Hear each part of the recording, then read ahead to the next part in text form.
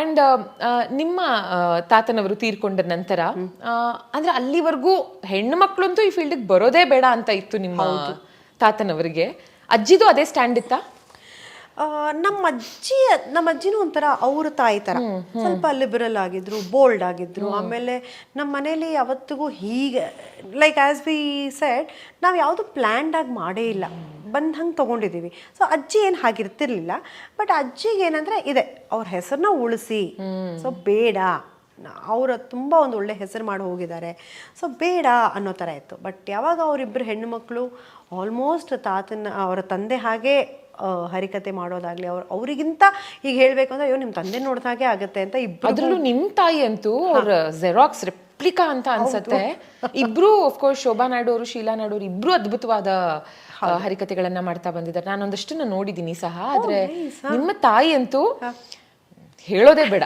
ಖಂಡಿತ ಇವರೇ ಗುರುರಾಜಲ್ ನಾಯ್ಡು ಅಂದ್ರೆ ಬ್ಲಾಕ್ ಅಂಡ್ ವೈಟ್ ಫೋಟೋ ಏನಾರು ಕೊಟ್ಟು ನಂಬಿಡ್ತಾರೆ. ಹೌದು, ಖಂಡಿತ. ಅಂಡ್ ನಮ್ಮ ತಾಯಿಯವ್ರ ಹರಿಕತೆಗೆ ಹೋಗುವಾಗ ಅವರು ಪೇಟ ಅಲ್ಲಿವರೆಗೂ ತುಂಬಾ ಸಾಧಾರಣವಾಗಿರ್ತಾರೆ. ಪೇಟ ಕಟ್ಕೊಂಡಿದ ತಕ್ಷಣ ನಿಜವಾಗಿಯೂ ನಾವೇ ಭಯ ಪಟ್ಕೋತಾ ಇದ್ವಿ. ನಮ್ಮಮ್ಮ ಬಂದು ನಮ್ಗೆ ಒಂಥರ ಸ್ಟ್ರಿಕ್ಟ್ ಮದರ್ ಥರ ಎಲ್ಲ ಏನಿರಲಿಲ್ಲ. She was a very casual, nice, sweet person. Okay, in fact we use to take her on a ride. ಆ ಥರ ಅಮ್ಮ, ಇನ್ನಸೆಂಟ್. ಓಕೆ, ಬಟ್ ಅವ್ರ ಹರಿಕತೆಗೆ ಹೋದಾಗ ನಾವೇ ಒಂಚೂರು, ಯಾಕೆಂದರೆ ಅದೇನೋ ಗತ್ತು, ಅದೇನೋ ಒಂದು ಗಾಂಭೀರ್ಯ. ಆಮೇಲೆ ನಮ್ಮನ್ನೆಲ್ಲ ಹಿಂಗೆ ನೋಡ್ತಿದ್ರು ಅಂದರೆ, ಇವಾಗ ಒಂದೊಂದ್ಸತಿ ನಾನು ಅಮ್ಮನ ಜೊತೆ ಹರಿಕತೆಗೆ ಹೋಗ್ತಿರುವಾಗ ಒಂದೊಂದು ಕಡೆ ಅಮ್ಮ ಬಂದು ನನಗೆ ಹಾಡು ಹೇಳಬೇಕು ಅಂತ ಹೇಳಿರೋರು, ಆಯಿತಾ. ಸೊ ನಾನು ಹೋಗದೆ ಇರೋದು ಅಥವಾ ನಾನು ಯಾಕೆ ಹಾಡಲಿ ಅಂತ ನಾನು ಕೂತಿದ್ದೆ, ಸುಮ್ಮನಿಗೆ ಒಂದು ಲುಕ್ ಕೊಡ್ತಿದ್ರು. ಯಾಕೆ ಬೇಕಪ್ಪ ಅಂತ ಸೈಲೆಂಟಾಗಿ ಹೋಗಿ ಅವ್ರ ಪಕ್ಕ ನಿಂತು ಅದೇನು ಮಾಡಬೇಕು ಅದನ್ನು ಮಾಡಿ ಬರ್ತಾಯಿದ್ರು. ಸೊ ಅವ್ರಿಗೆ ಆ ಒಂದು ಗತ್ತು ಗಾಂಭೀರ್ಯ ಬರ್ತಿತ್ತು. ಆ್ಯಂಡ್ ನಮ್ಮ ತಂದೆ ರೇಗಿಸ್ತಾ ಇದ್ದಿದ್ದೇನು ಅಂದರೆ, ಅಮ್ಮ ಎಷ್ಟು ಸರಳವಾಗಿ ಅಥವಾ ಸಚ್ ಅ ಸಿಂಪಲ್ ಪರ್ಸನ್ ಅಂದರೆ, ಯಾರನ್ನ ಹರಿಕತೆಯವ್ರು ಕಾಲ್ ಮಾಡಿದ್ರೆ ಅವರ ಒಂದು ರೆಸ್ಪೆಕ್ಟ್ ಹೇಗಿರ್ತಿದ್ದು, ಸ್ವಾಮಿಗಳೇ, ಗುರುಗಳೇ, ಹಾಂ ಹೌದು ಹೌದು, ಅಲ್ಲೇ ಫೋನಲ್ಲಿ ಮಾತಾಡ್ತಿದ್ದೆ ಕಡೆ, ನೀನು ಸ್ಟ್ರೇಟಾಗಿ ನಿಂತ್ಕೊಂಡು ಮಾತಾಡೆ. ಆಮೇಲೆ ನಮ್ಮನ್ನೆಲ್ಲ ಕರೆದು ತೋರಿಸೋರು, ಇಲ್ಲೋಡಿ ನಿಮ್ಮಮ್ಮ ಹಂಗೆ ಭೂಮಿಗೆ ಬಗ್ಗೋಗ್ಬಿಡ. ಸೊ ಫೋನಲ್ಲೂ ಕೂಡ ಅವ್ರು ಅಷ್ಟು ನಯ ವಿನಯ ಗೌರವ, ಯಾರನ್ನ ಹರಿಕತೆಗೆ ಫೋನ್ ಮಾಡದೆ ತೋರಿಸ್ತಿದ್ದು. ಸೊ ಅವಾಗೆಲ್ಲ ನಮ್ಗೆ ಅದು ಕಾಮಿಡಿ ಅನ್ನಿಸ್ತಿತ್ತು. ಬಟ್ ಇವಾಗ ಅನ್ಸುತ್ತೆ, ಅಪ್ಪ ಅವರೆಲ್ಲ ಎಷ್ಟು ಗ್ರೌಂಡೆಡ್ ಆಗಿದ್ರು. ನಾವು ಎದುರುಗಡೆ ಗೌರವ ತೋರಿಸೋದೇ ಕಷ್ಟ ಆಗೋಗಿದೆ ಈಗಿನ ಜನ್ರೇಷನ್ ಅವರು ಅಲ್ವಾ. ನಾವೀಗ ಹೇಳ್ಕೊಡ್ಬೇಕು ಗೌರವ ಹೆಂಗೆ ಕೊಡಬೇಕು ಅಂತ. ಬಟ್ ಅವಾಗೆಲ್ಲ ಅವ್ರು ಎದುರು ಇದ್ರು, ಇಲ್ಲದೇ ಇದ್ದರು. ಒಬ್ರು ಯಾರೋ ಕಾಲ್ ಮಾಡಿದ್ದಾರೆ, ಮಾತಾಡೋ ಸ್ಟೈಲು ಅದು ಎಷ್ಟು ನಯ ವಿನಯವಾಗಿರ್ತಾ ಇದ್ರಪ್ಪ.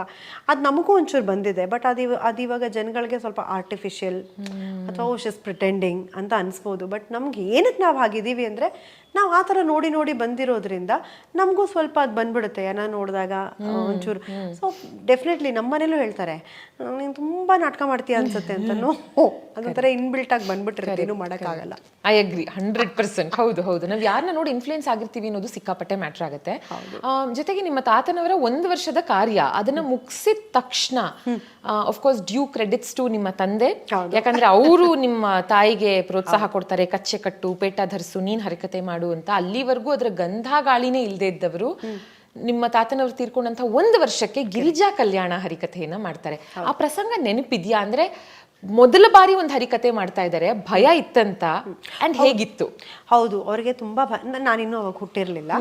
ಅಂಡ್ ನಮ್ಮಮ್ಮ ಹೇಳೋ ಹಾಗೆ, ಅವ್ರು ಇನ್ನೇನು ಆ ಹರಿಕತೆ ಜರ್ನಿ ಸ್ಟಾರ್ಟ್ ಆದಾಗ ನಾನು ಅವ್ರ ಹೊಟ್ಟೆಗೆ ಬಿದ್ದೆ. ಸೊ ನಾನು ಆ ಜರ್ನಿಯಲ್ಲಿ ಇದ್ದಾಗ ನಾನು ಎಷ್ಟೋ ಸತಿ ತುಂಬು ಗರ್ಭಿಣಿಯಾಗಿದ್ದಾಗಲೂ ಹರಿಕತೆ ಮಾಡಿದ್ದೀನಿ ಅಂತ ಅಮ್ಮ ಹೇಳ್ತಾರೆ. ಆ್ಯಂಡ್ ಲೈಕ್ ವೈಸ್ ಅವ್ರ ಅದು ಆ ಪರ್ಸನ್ ಇರೋವರೆಗೂ ಆ ಪರ್ಸನ್ ವ್ಯಾಲ್ಯೂ ನಮಗೆ ಗೊತ್ತಾಗಲ್ಲ, ಅಥವಾ ಆ ಒಂದು ಕಲೆ ನಮ್ಮ ಮನೆಯಲ್ಲಿ ಇದೆ ಅನ್ನೋ ಒಂದು ಇಂಪಾರ್ಟೆನ್ಸ್ ನಮಗಿರಲ್ಲ. ಯಾವಾಗ ಅದಕ್ಕೆ ನಮ್ಮ ಒಂಥರ ಮರೀಚಿಕೆ ಆಗುತ್ತೋ ಅವಾಗ ನಮ್ಗೆ ಅದರ ಹಂಬಲ, ದಾಹ ಜಾಸ್ತಿ ಆಗುತ್ತೆ. ಸೊ ನಮ್ಮ ತಾಯಿಯವ್ರಿಗೂ ಹಾಗೆ ನಮ್ಮ ತಾತ ತೀರ್ಕೊಂಡ್ಮೇಲೆ ಒಂಥರ ಸ್ಟ್ರಾಂಗ್ ಫೀಲಿಂಗ್ ಬಂತಂತೆ, ನಾನು ಹರಿಕತೆ ಮಾಡಲೇಬೇಕು ಅಂತ. ಬಟ್ ನಮ್ಮ ತಾತ ಅವರು ಸ್ಟ್ರಿಕ್ಟಾಗಿ ನೋ ಅಂತ. ಎಷ್ಟೋ ಸತಿ ಇವ್ರಿಗೆ ಸ್ಕೂಲ್ ಫಂಕ್ಷನ್ಸ್ಗೆ ಭರತನಾಟ್ಯ, ನಮ್ಮ ತಾಯಿ ನಮ್ಮ ಚಿಕ್ಕಮ್ಮ ಇಬ್ಬರು ಚಿಕ್ಕಮ್ಮದಿರು ಭರತನಾಟ್ಯ ಎಲ್ಲ ಕಲ್ತಿದ್ದಾರೆ ಆಯಿತಾ. ಅವಾಗೆಲ್ಲ ಆ ಡಾನ್ಸ್ ಪರ್ಫಾರ್ಮೆನ್ಸ್ಗೂ ನಮ್ಮ ತಾತಂಗೆ ಅಷ್ಟು ಇಷ್ಟ ಆಗ್ತಿರ್ಲಿಲ್ಲ, ಏನಕ್ಕೆ ಬೇಕು ಹೆಣ್ಮಕ್ಳು ಅನ್ನೋ ಥರ. ಸೊ ಹಾಗಿದ್ದವರು ಅಫ್ಕೋರ್ಸ್ ಒಂದು ವೇದಿಕೆ ಮೇಲೆ ನಿಂತು ನೀನು ಅಷ್ಟು ಜನನ ಅಡ್ರೆಸ್ ಮಾಡು ಅನ್ನೋದು ಅವ್ರಿಗೆ ಇಷ್ಟ ಆಗ್ತಾ ಇರಲಿಲ್ವೋ ಏನೋ. ಬಟ್ ನಮ್ಮ ತಾಯಿ ಮಾಡಲೇಬೇಕು ಅಂದಾಗ ನೀವು ಹೇಳಿದಾಗೆ. ಆ್ಯಂಡ್ ನಾನು ಅವ್ರದ್ದು ಒಂದು ನಮ್ಮ ತಾಯಿಯವ್ರದ್ದೊಂದು ಹಳೆ ಹರಿಕತೆ ಕೂಡ ಯೂಟ್ಯೂಬಲ್ಲಿದೆ. ಬಹುಶಃ ಅವರು ಬಡ್ಡಿಂಗ್ ಆಗಿದ್ದಾಗ ಮಾಡಿರೋದು ಅನ್ಸುತ್ತೆ.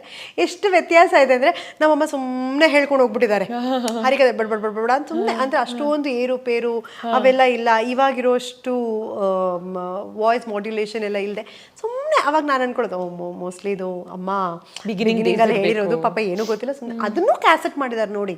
ಅವಾಗ ಎಷ್ಟು ಡಿಮಾಂಡ್ ಇತ್ತು ಅಂದರೆ ಈಗಲೂ ಅಷ್ಟೇ ಯಾರು ಹರಿಕತೆ ಮಾಡಿದ್ರು ಕೂಡ ಅದನ್ನು ಸ್ವೀಕರಿಸೋಕೆ ಜನ ರೆಡಿ ಇದ್ದಾರೆ. ಅದನ್ನು ನಾವು ಒಂದು ಸಂಪೂರ್ಣವಾಗಿ ಅದನ್ನೊಂದು ರೆಸ್ಪಾನ್ಸಿಬಿಲಿಟಿ ಅಂತ ತಗೊಂಡು ನಾವು ಜನರ ಮುಂದೆ ಪ್ರೆಸೆಂಟ್ ಮಾಡಬೇಕಷ್ಟೇ. But people are already ready. ಬೇಕು ಅವ್ರಿಗೀಗ ಹರಿಕತೆ, ಪುರಾಣ ಕಥೆಗಳು ಅವೆಲ್ಲ ಬೇಕು ಅನ್ನೋ ಒಂದು ಮೈಂಡ್ ಸೆಟ್ಟಲ್ಲಿ ಜನ ಇದ್ದಾರೆ ಇವಾಗ. ಸೊ ಜೊತೆಗೆ ನಿಮ್ಮ ಚಿಕ್ಕಮ್ಮನೂ ಶುರು ಮಾಡ್ಕೊಂಡ್ರ ಅಥವಾ ಹೇಗೆ? ಅಂದ್ರೆ ಅಮ್ಮ ಮಾಡಿ ಒಂದು ಸ್ವಲ್ಪ ವರ್ಷ ಆದ್ಮೇಲೆ ನಮ್ಮ ಚಿಕ್ಕಮ್ಮ ಅವರು ಕೂಡ ಅವಾಗ ಹೀಗೆ ಮಕ್ಕಳು, ಅವರು 2ನೇ ಮಗಳು ಪ್ರೆಗ್ನೆನ್ಸಿ ಎಲ್ಲ ಮುಗಿಸಿ, ಡೆಲಿವರಿ ಮುಗಿಸಿ, ಅವ್ರು 2ನೇ ಮಗಳು ಚಿಕ್ಕ ಮಗು ಅಂತೆ ಆವಾಗ. ಸೊ ಆವಾಗ ನಮ್ಮ ಅಜ್ಜಿ ಅವರು ಅವಳನ್ನ ತೊಡೆ ಮೇಲೆ ಹಾಕೊಂಡು, ಅವಳು ನಮ್ಮ ಅಜ್ಜಿಗೆ ಬಂದ್ರೆ ನಮ್ಮ ಅಜ್ಜಿನೇ ಆ ತೊಡೆ ಮೇಲೆ ಹಾಕೊಂಡಿದ್ರೆ ಮಲಗಿರೋಳಂತೆ. ಬೇರೆ ಏನೆಲ್ಲ ಹಾಕಿದ ತಕ್ಷಣ ಎದ್ಬಿಡ್ತಿದ್ಲು. ಆಗ ನಮ್ಮ ಚಿಕ್ಕಮ್ಮನಿಗೆ ಹರಿಕತೆ ಮಾಡೋಕ್ಕಾಗ್ತಾ ಇರಲಿಲ್ಲ.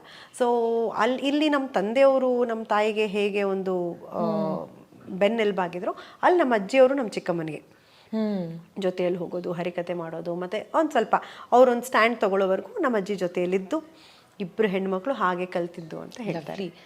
ಅಮೃತ ಅವರ ಇವತ್ತಿನ ದಿನ ನಮಗೆ ಬೇಕು ಅಂದರೆ ಎಷ್ಟೊಂದು ಬುಕ್ಸ್ ಇದೆ ರೆಫರ್ ಮಾಡೋದಕ್ಕೆ. ನಮ್ಗೆ ಯಾವುದೇ ಪುರಾಣದ ಪಾತ್ರ ಪರಿಚಯ ಅಂತ ಬೇಕು ಅಂತಿದ್ರು, ಯಾವುದೇ ಪುರಾಣಕ್ಕೆ ಸಂಬಂಧಪಟ್ಟ ಏನೇ ಬೇಕಂತಿದ್ರು ಪುಸ್ತಕಗಳಿದೆ, AI ಇದೆ, ಕೇಳಿದ್ರೆ ಹೇಳೋರಿದ್ದಾರೆ. ಬಟ್ ಆಗಿನ ಕಾಲ ಹಂಗಿರ್ಲಿಲ್ಲ.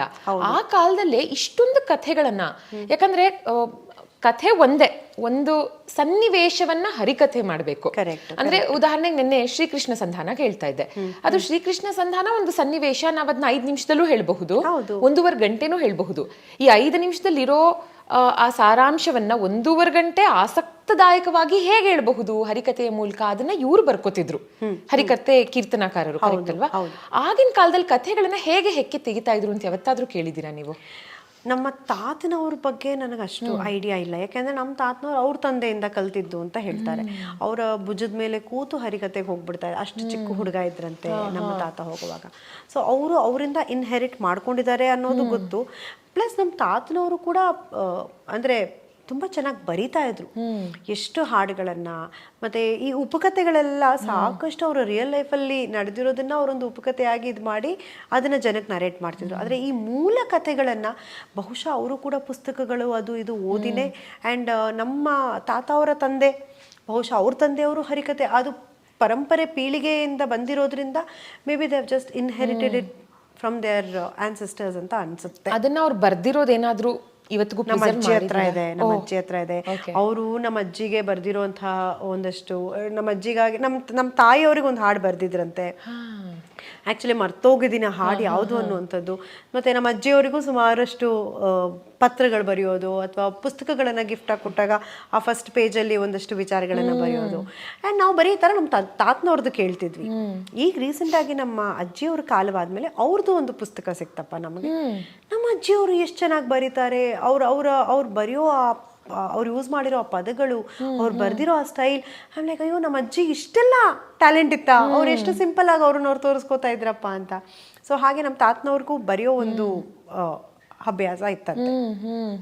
ಅಂಡ್ ನಿಮ್ಮ ತಾತನವರು ಮತ್ತೆ ನಿಮ್ಮ ತಾಯಿಯವರು ಆಲ್ಮೋಸ್ಟ್ ಒಂದೇ ಏಜ್ಗೆ ತೀರ್ಕೋತಾರೆ ಅಲ್ವಾ? 53, 54? ಹೌದು ಹೌದು. ನಮ್ಮ ತಾಯಿಗೆ that was a biggest mind block.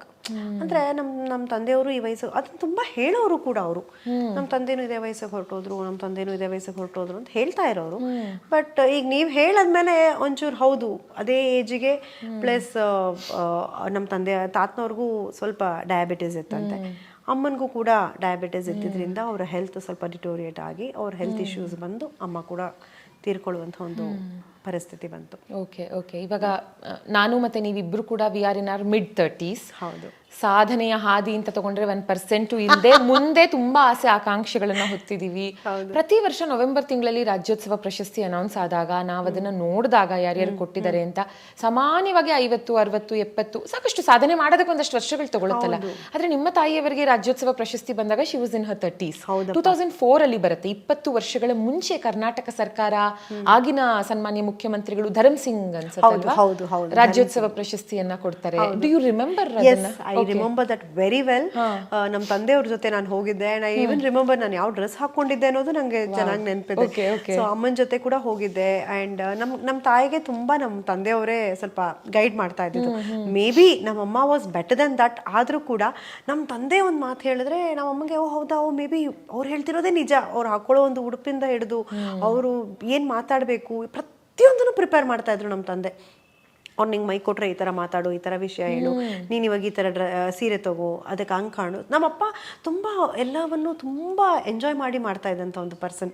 So ನಮ್ಮ ತಾಯಿನ ಕಂಪ್ಲೀಟಾಗಿ ಅವ್ರು ರೆಡಿ ಮಾಡಿ ಕರ್ಕೊಂಡು ಹೋಗಿ ನಮ್ಮಮ್ಮ ಆ ಚೇರ್ ಮೇಲೆ ಕೂತಿದ್ದಾಗ ನನಗೆ ನಮ್ಮ ತಂದೆ ಹೇಳಿದ್ದು ಗೊತ್ತಿದೆ. ನೋಡ್ದ, ಅದು ಸ್ವಲ್ಪ ಸ್ಟ್ರಿಕ್ಟ್ ಫೇಸ್ ಇಟ್ಕೊಂಡು ಒಂದು ಬೈಯೋ ಥರ, ನೋಡಿ ನಿಮ್ಮಮ್ಮನ ನೀನು ಆ ಥರ ಒಂದಿನ ತಗೋಬೇಕು, ಅದು ಸಾಧನೆ ಅಂದರೆ ಸುಮ್ಮನೆ ಇರೋದಲ್ಲ ಅಂತ ನಮಗೆ ಒಂಥರ ಭಯೋ ಥರ ಹೇಳಿ, ಅದಾದಮೇಲೆ ನಮ್ಮಮ್ಮನ ಪ್ರತಿ ಸಲ ನಮ್ಮಮ್ಮಗೆ ಒಂದು ಕಾರ್ಯಕ್ರಮ ಆದಮೇಲೆ ಎಷ್ಟು ಜನ ಅವ್ರನ್ನ ಸರೌಂಡ್ ಮಾಡ್ಕೋತಾ ಇದ್ರು. ಅವೆಲ್ಲ ನಮ್ಗೆ ಅನ್ಸೋದು ಮನೇಲಿ ನಾವು ಅಪ್ಪ ಅಮ್ಮನ ಸ್ವಲ್ಪ ಗ್ರಾಂಟೆಡ್ ಆಗಿ ತೊಗೊಂಡ್ಬಿಡ್ತೀವಿ, ಬಟ್ ಹೊರಗಡೆ ನೋಡಿದವ್ರಿಗೆ ಎಷ್ಟು ವ್ಯಾಲ್ಯೂ ಇರುತ್ತೆ ಅದನ್ನು ಅವ್ರು ಒಂಚೂರು ಮನೆ ಕ್ಯಾರಿ ಮಾಡಲ್ಲ. ಆ್ಯಂಡ್ ಆ ರಾಜ್ಯೋತ್ಸವ ಪ್ರಶಸ್ತಿ ಸಿಕ್ಕಿದ ಮೇಲೂ ಈಗೆಲ್ಲ ಹೇಳ್ತಾರಲ್ಲ ಸ್ವಲ್ಪ ಏನಾದರೂ ಈ ಸೈಟ್ಗಳಿಗೆ ಅದಕ್ಕೆ ಇದಕ್ಕೆ ಅಪ್ಲೈ ಮಾಡ್ಕೋಬೋದಾಗಿತ್ತು. ಅವರವೆಲ್ಲ ಏನೂ ಇಲ್ಲ ಸೌಜನ್ಯ, ಅಷ್ಟೆಲ್ಲ ಅವ್ರಿಗೆ ಮುಂದಾಲೋಚನೆನೇ ಇಲ್ಲ. ನನಗೆ ನನ್ನ ಕಲೆ ಗುರುತಿಸಿ ಒಂದು ಪ್ರಶಸ್ತಿ ಸಿಕ್ಕಿದೆ, ಅದನ್ನು ನಾನು ಮನೆಗೆ ತೊಗೊಂಡ್ಬರ್ತಾ ಇದ್ದೀನಿ, ಅಷ್ಟು ಅವ್ರಿಗೆ ಅಷ್ಟೇ ಗೊತ್ತಿರೋದು. ಅಲ್ಲಿಂದ ಮುಂದಕ್ಕೆ ಎಕ್ಸ್ಟ್ರಾ ಪ್ರಯತ್ನಗಳು ಮಾಡಬೇಕು, ಎಫರ್ಟ್ಸ್ ಹಾಕಬೇಕು. ಅದು ಎಷ್ಟೋ ವರ್ಷ ಆದಮೇಲೆ ನಾನೊಂಚೂರು ಟ್ರೈ ಮಾಡಿದೆ, ಬಟ್ ನನಗೂ ಅದ್ರ ಬಗ್ಗೆ ಅಷ್ಟು ನಾಲೆಜ್ ಇಲ್ಲ. ಅಷ್ಟೊಂದು ನಮ್ಮ ತಂದೆ ತೀರ್ಕೊಂಡ್ಬಿಟ್ಟಿದ್ರು. ಸೊ ಹಾಗಾಗಿ ಸುಮ್ಮನೆ ಹಂಗಂತೆ ಅಂತ ಗೊತ್ತಿತ್ತು, but we just left it there. ಹಾಗೆ ಅವ್ರಿಗೆ ಬಂದಿರುವಂಥದ್ದನ್ನು ಅದನ್ನು ಯೂಟಿಲೈಸ್ ಮಾಡ್ಕೊಳ್ಳೋ ಅಷ್ಟು ನಾಲೆಡ್ಜ್ ಅಥವಾ ಇದು ಕೂಡ ಅವ್ರಿಗೆ ಇರ್ತಾ ಇರಲಿಲ್ಲ. ಅಷ್ಟು ಫೋಕಸ್ಡ್ ಆಗಿ ಅವ್ರ ಕೆಲಸ, ಅವ್ರ ಪ್ರೊಫೆಷನ್ ಅಷ್ಟರಲ್ಲೇ ಅವ್ರು ಸೀಮಿತವಾಗಿರ್ತಿದ್ರು. ಅಲ್ಲ, ಹೇಗೆ ನಮಗೆ ವಂಶ ಪಾರಂಪರಿಕವಾಗಿ ಬರುವಂಥ ಯಾವುದೇ ಒಂದು ನಮಗೆ ಚಿಕ್ಕ ವಯಸ್ಸಲ್ಲಿ ಅದೊಂದು ಸ್ವಲ್ಪ ಮುಜುಗರ ಉಂಟು ಮಾಡ್ತಿರುತ್ತೆ. ಫಾರ್ ಎಕ್ಸಾಂಪಲ್ ಇದು ಸಿಲ್ಲಿ ಅಂತ ಅನ್ನಿಸ್ಬಹುದು, ಬಟ್ ಸ್ಟಿಲ್ ನನ್ನ ಇನಿಷಿಯಲ್ ಕೆ ಆಯ್ತಾ, ನನ್ನ ಸ್ಕೂಲಲ್ಲೆಲ್ಲ ಕೆ ಮೇಕೆ ಅಂತ ರೇಗ್ಸೋರು. ನನಗೆ ಮಾತ್ರ ಯಾಕೆ ಈ ಥರ ಇನ್ಶಿಯಲ್ಲು, ಎಲ್ಲರಿಗೂ TST KS ಹಿಂಗೆ ಏನೇನೋ ಇರುತ್ತೆ, ಎರಡು ಬೇರೆ ಬೇರೆ ಅಕ್ಷರಗಳಿರುತ್ತೆ, ಲೆಟರ್ಸ್ ಇರುತ್ತೆ, ನನಗೆ ಮಾತ್ರ ಯಾಕೆ ಹೀಗೆ ಅಂತ. ಆಮೇಲೆ ನನಗೆ ಸೌಜನ್ಯನೋ ಹೆಸರೇ ಇಷ್ಟ ಇರ್ತಿರ್ಲಿಲ್ಲ ಚಿಕ್ಕ ವಯಸ್ಸಿಂದ. ಇವಾಗ ಅನ್ಸುತ್ತೆ ಚಿಕ್ಕ ವಯಸ್ಸಿಂದ ಯಾಕಾದ್ರೂ ಈ ಹೆಸರಿಟ್ರು. ನಾನು ಕೇಳೋದು ಯಾರಿಟ್ರು ನನಗೆ ಹೆಸರು, ನಿಮ್ ಸೋದರತೆ ಅಂದ್ರೆ ಅವ್ರಿಗೆ ಮಾಡಕ್ ಬೇರೆ ಕೆಲಸ ಇಲ್ಲ, ಎಷ್ಟು ಕೆಟ್ಟ ಹೆಸರಿಟ್ಟಿದ್ದಾರೆ ನನಗೆ. ಅವಾಗ ನಮ್ಮ ಅಪ್ಪ ಹೇಳೋರು, ಸೌಜನ್ಯ ಅಂದ್ರೆ ಏನ್ ಗೊತ್ತಾ, ಒಳ್ಳೆ ನಡತೆ ಉಳ್ಳವಳು, ಒಳ್ಳೆ ಇದು, ನನಗೆ ಇದು ಯಾವ್ದು ಬೇಡ, ನಂಗೆ ಸೌಜನ್ಯ ಅನ್ನೋ ಹೆಸರು ಇಷ್ಟ ಇಲ್ಲ ಅಂತ ನಾನು. ಅಲ್ಲ, ನಾ ಹೇಳೋದು ಹೇಗೆ ಇವಾಗ ಅದನ್ನ ನೆನೆಸ್ಕೊಂಡಾಗ ಅವಾಗ ನಡೆದಿದ್ ಎಲ್ಲದಕ್ಕೂ ಒಂದು ಅರ್ಥ ಇರುತ್ತೆ. ಖಂಡಿತ. ಇವಾಗ ಯಾರು ಕೇಳದೇ ಇದ್ರು ಎಷ್ಟೋ ಕಡೆಗಳಲ್ಲಿ ನಾನೇ ನನ್ನ ಇನಿಷಿಯಲ್ ಹಾಕ್ತೀನಿ. I am so proud of everything, ನಮ್ಮ ರೂಟ್ಸ್ ಇಂದ ಹಿಡಿದು ಎಲ್ಲ.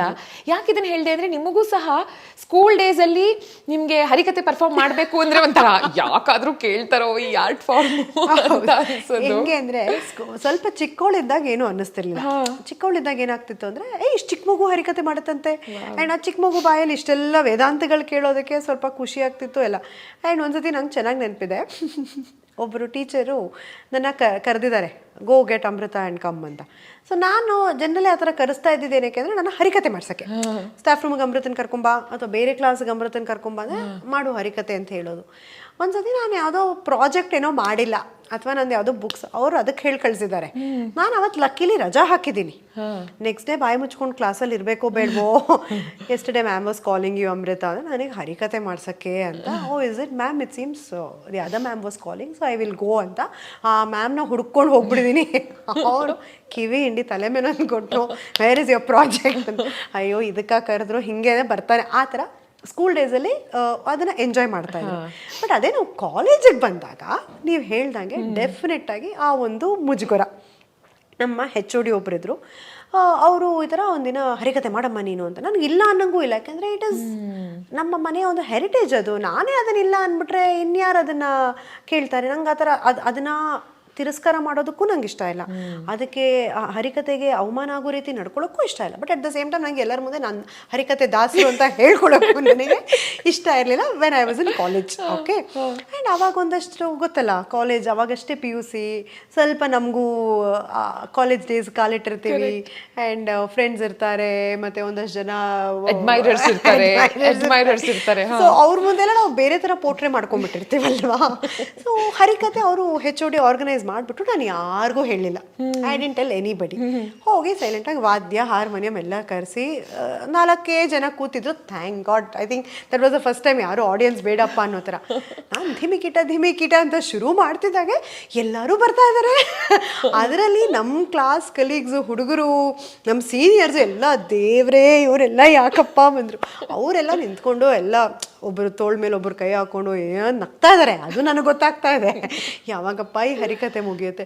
ಸೊ ಅದಾದಾಗಿಂದ ನಾನು ಅವ್ರ ಮುಂದೆ ಪಾಸ್ ಆದರೆ ಸಾಕು, ದಿಮಿಕಿಟ ಅನ್ನೋದು, ಎಲ್ಲರೋ ತಾಳ ಎತ್ಕೊಳ್ರೋ ಅನ್ನೋದು, ಆಮೇಲೆ ಏನೋ ಪಣಿಯಮ್ಮ ಅನ್ನೋದು, ಎಷ್ಟು ಹೆಸರು ಬಂದ್ಬಿಡ್ತು ಗೊತ್ತಾ. ಆ್ಯಂಡ್ ಎಲ್ಲ ಡಬ್ಬ ಹೆಸರುಗಳೇ ನನಗೆ ಕಾಲೇಜಲ್ಲಿ.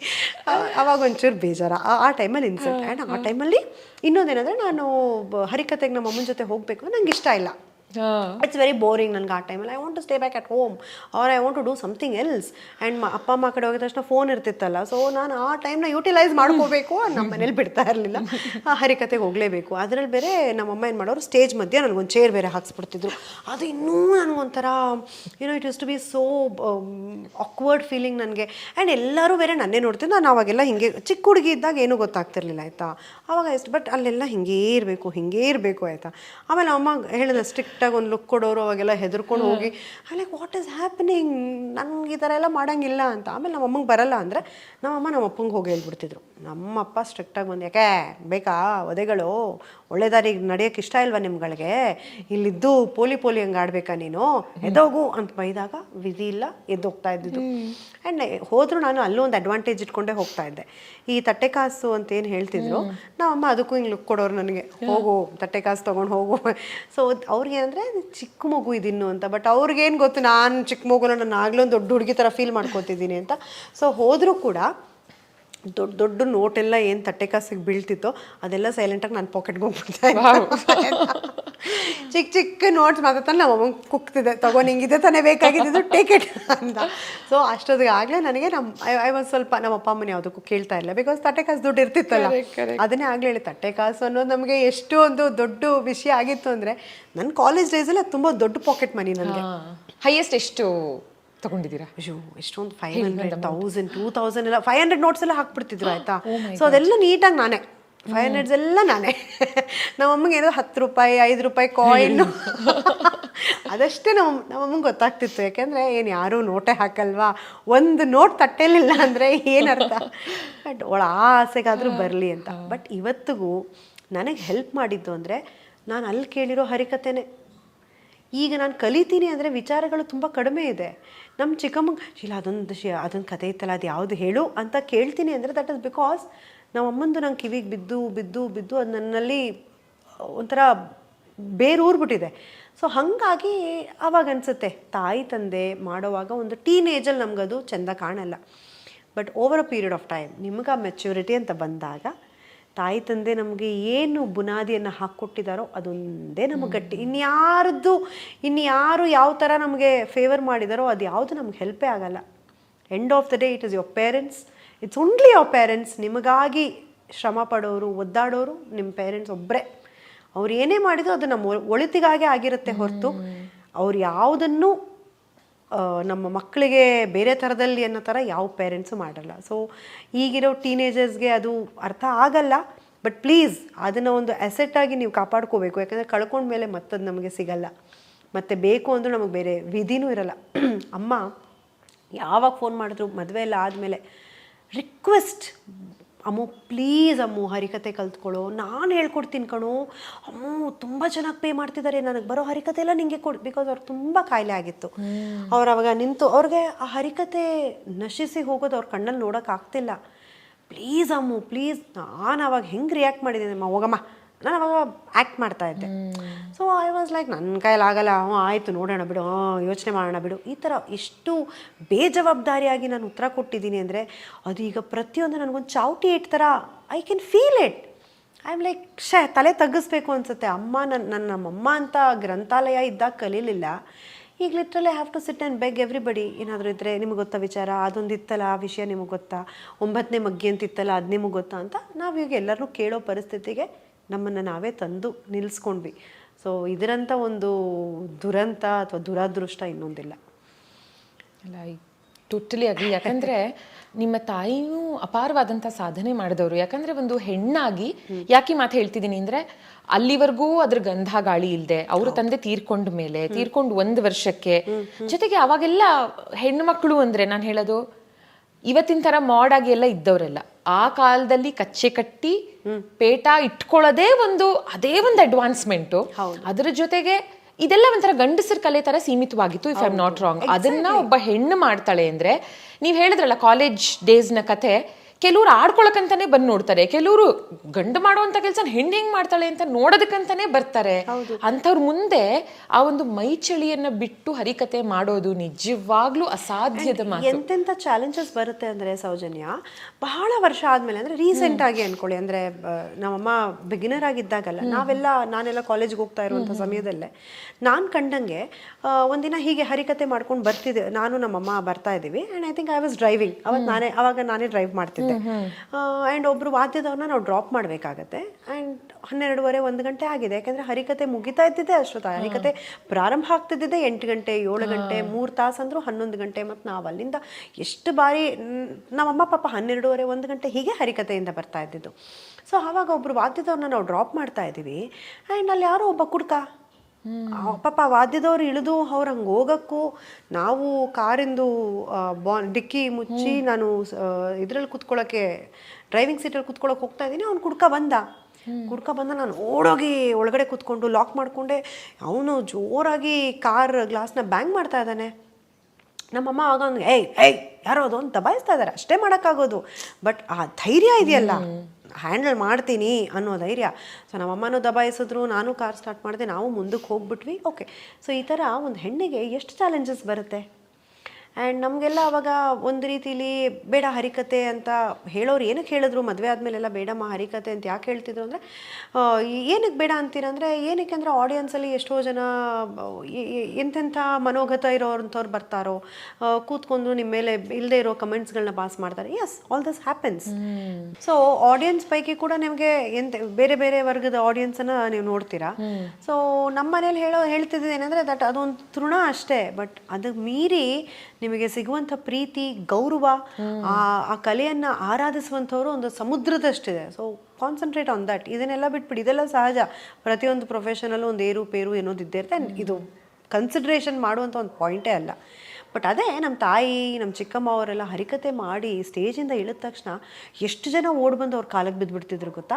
ನಾಟ್ ಬಿಕಾಸ್ ಅವ್ರು ಹರಿಕತೆ ಮಾಡಿದ್ರು ಅಂತಲ್ಲ, ಆ ಹರಿಕತೆ ಮಾಡಿರುವಂಥವ್ರ ಪಾದಸ್ಪರ್ಶ ಅದನ್ನೇ ಹೇಳ್ತಿದ್ದು. ಅಮ್ಮ ನೀವು ದೊಡ್ಡವರು, ಯಾಕೆಂದ್ರೆ ಇಲ್ಲಮ್ಮ ನೀವು ಹೇಳಿರ್ತೀರ ನಿಮ್ಮ ಪಾದಸ್ಪರ್ಶ ಮಾಡಿದ್ರೆ ಅದರಲ್ಲಿ ಪುಣ್ಯ ಒಂದು ಭಾಗ ಆದರೂ ನಮಗೆ ಬರುತ್ತೆ ಅಂತ. ಸೊ ಅದನ್ನೆಲ್ಲ ನೋಡಿದಾಗ ಹರಿಕತೆಯಲ್ಲಿ ನಿಮಗೆ ಕಾಣೋದು ಬರೀ ಪ್ರೀತಿ, ಗೌರವ ಅಷ್ಟೇ. ನಿಮಗೆ ಆ ಫೀಲ್ಡಲ್ಲಿ ಬೇರೆ ಇನ್ನೇನು ಕಾಣೋದೇ ಇಲ್ಲ. ನೀವು ಹರಿಕತೆಗೆ ಹೋದಾಗಲ್ಲ ಅವ್ರು ಕರೆದು ಊಟ ಹಾಕೋದಾಗ್ಬೋದು, ಅವರೆಲ್ಲ ನಿಮ್ಮನ್ನು ಎಷ್ಟು ಸ್ಪೆಷಲಾಗಿ ಟ್ರೀಟ್ ಮಾಡ್ತಾರೆ. ಆ್ಯಂಡ್ ನಾನು ಈಗಲೂ ನಮ್ಮ ಮನೇಲಿ ಮಾತಾಡೋದು ಅದೇ, ಆ ಹರಿಕತೆ ಅನ್ನೋ ಒಂದು ಬ್ಯಾಕ್ಗ್ರೌಂಡ್ ನಮ್ಗೆ ಇರೋದ್ರಿಂದ ಜನ ನಮ್ಮನ್ನು ನೋಡೋ ವಿಷನ್ನೇ ಚೇಂಜ್ ಆಗಿದೆ.